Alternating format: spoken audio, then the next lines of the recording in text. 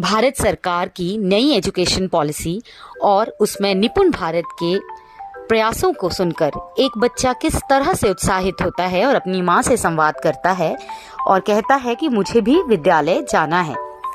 आइए सुनते हैं इस पर ये कविता। 3 वर्ष का हो गया हूँ मैं, मुझको भी विद्यालय जाना है माँ। ले दो एक छोटा सा बस्ता, चंद किताबें और एक पेंसिल माँ। सब कहते हैं पढ़ लिख कर ही हम मानव बन पाते हैं, पढ़ लिख कर ही जीवन में हम काबिल बन पाते हैं। ज्ञान बढ़े तो कदर भी होती, विज्ञान पढ़े तो दुनिया समझ में आती।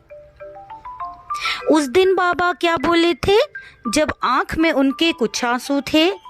थक गए थे मजदूरी करते, 2 रोटी के लिए दिहाड़ी लगाते। दुख से बोले जो वह पड़ जाते, बाबू बन वह भी दफ्तर जाते। मुझे मजदूरी नहीं करनी है माँ, मुझे विद्यालय भेजो ना माँ।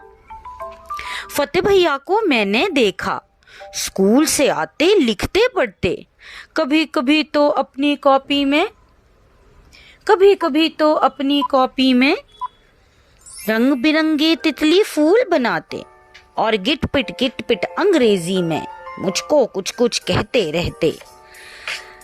मैं जब पूछूं इसका मतलब क्या है तो मेरा मजाक उड़ाते, मुझे अनपढ़ कहते। मुझको भी पढ़ना लिखना है माँ, मुझे विद्यालय भेजो ना माँ। सुना है सरकारी स्कूलों में मुफ्त पढ़ाई होती है माँ, वर्दी किताबें और खाने को स्वादिष्ट भोजन मिलता वहाँ।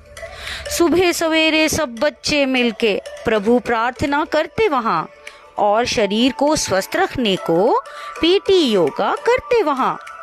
बड़े से मैदान में मैं भी खेलूं तो कितना मजा फिर मुझको आए, छोटे से कमरे में मैया दम तो मेरा घुटता जाए।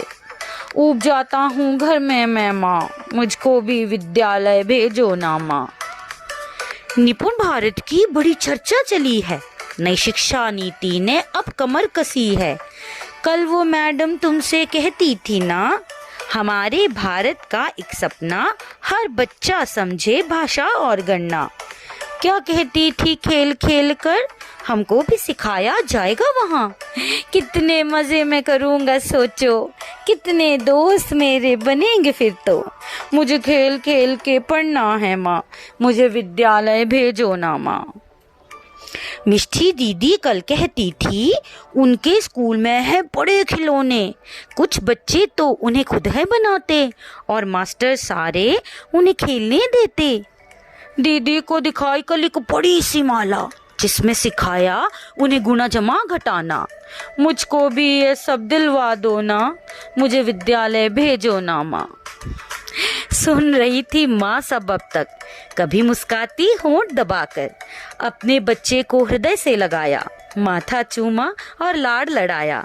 उसे छेड़ते हुए कहती है, तुम विद्यालय जाने को कितने उत्सुक लगते हो, चबड़ चबड़ कर सर खा गए हो, क्या तुम तनिक भी नहीं थकते हो। विद्यालय में सुन मेरे बच्चे, अनुशासन से रहना पड़ता, जो न मानो तुम अध्यापक की तो उनका गुस्सा भी सहना पड़ता। कभी जो उनकी बात न मानी थप्पड़ भी खाना पड़ता है। फिर भी तुमको जाना है क्या, विद्यालय में दाखला लेना है क्या। बोहे चढ़ाकर माँ से खींचकर नन्हा बालक कहता माँ से, झूठी हो तुम बात पुरानी करती माँ। मार पीट का विद्यालय में नहीं है कोई अब नामो निशान। फिर भी अध्यापक गण को थोड़ा गुस्सा आ जाए तो छड़ी उठा ले, जो हम बात न माने हम फिर भी उनका मान करेंगे। क्या तुम हमको फटकारती नहीं हो, बोलो ना माँ। क्या तुम हमको फटकारती नहीं हो, शरारतों में हमको मारती नहीं हो, फिर वो डांटे तो लज्जा क्यों हो, हम पढ़े लिखे तो सजा भी क्यों हो। अगर गुरु की डांट से हम सुधरे तो डांट कोई भी सजा नहीं है। कभी दिखाए अध्यापक छड़ी तो इससे बेहतर सुधार नहीं है। मुझको सबसे बेहतर बनना है माँ, मुझे विद्यालय भेजो ना माँ।